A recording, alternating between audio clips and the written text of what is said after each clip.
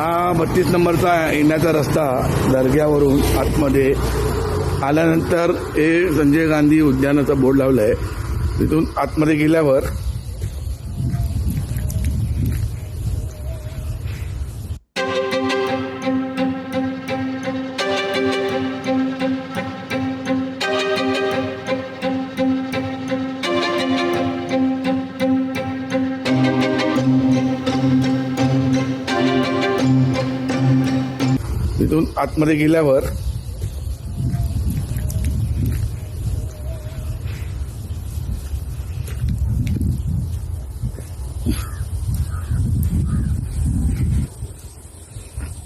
सदर ठिकाणी म्हातारी टाकली होती, पडलेली होती.